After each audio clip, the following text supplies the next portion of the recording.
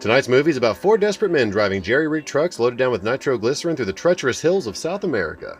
Of course, I'm talking about Sorcerer, William Friedkin's adaptation of Wages of Fear, the movie that flopped, but not for lack of trying. So the movie goes like this. We start off with Nilo, the Nazi hunter, hunting Nazis and heading out. We'll see him later.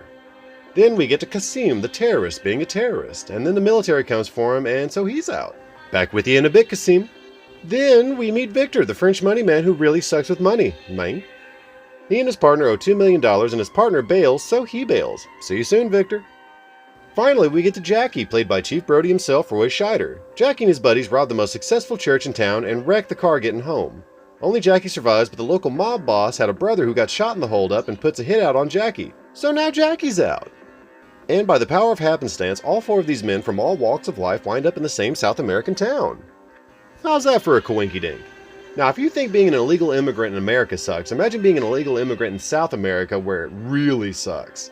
The food and water are shitty, the living conditions are shittier, the only decent job in town is backbreaking, literally, and the police want a third of everything you make, mate.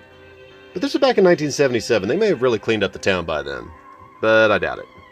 These men want out, and Lady Luck just happens to blow a kiss their way. Or fart, it's hard to tell. You see, the town in which our protagonists dwell is all but owned by an oil company that has a well fire on their hands. They need a blast to put it out, but the only dynamite within a bajillion miles as old as and is floating in its own nitroglycerin gravy. They can't airlift the crate, so they go around town offering buku buckaroos to the 4 men that have the sack to drive the volatile cases 200 miles to the oil well. After some auditions, a hoopty building montage, a little murder, and some talk of international travel, look who gets picked! Astounding! What follows is 4 men pushed to the limits. Desperate to escape their situation, they brave treacherous roads, ancient bridges, rebel hijacking, torrential downpours, and obstacles all along the way. Some lose their life, others lose their minds, but in the end it's Roy Scheider that has to hoof the last few miles carrying a case of boom boom juice. Jackie gets all the money and the passport to get the out of Dodge, but he takes a moment to dance with the prettiest girl in town. It's a sad town. Too bad for Jackie, the mob boss that wanted him dead stops in for a drink at the very same tavern. Pan out, no closure, the end. Now this movie, with all its globe-trotting scenes and insanely difficult action shots, cost about $20 million to make. I mean, the bridge scene alone cost over $3 million, and sadly it only made back $9 million of that money.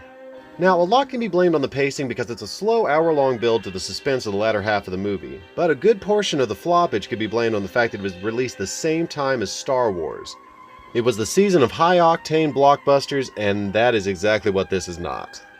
Bomb or no, I think this film is awesome cinema. It is a great conclusion to what I like to call the Friedkin trilogy, the first film being The French Connection, followed by The Exorcist.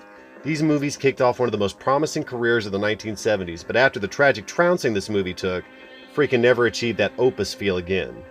At least in my opinion. But getting back to it, if you love character-driven drama, butt-clenching suspense, plight of the indigenous poverty-stricken people, fire, and life-size micro-machines, then you will probably dig on some Sorcerer. It's like the lost pilot episode of Most Dangerous Roads. Find it, enjoy it, love it as I do. He's bound and down, loaded up and trucking. Are we gonna do what they say can't be done? We've got a long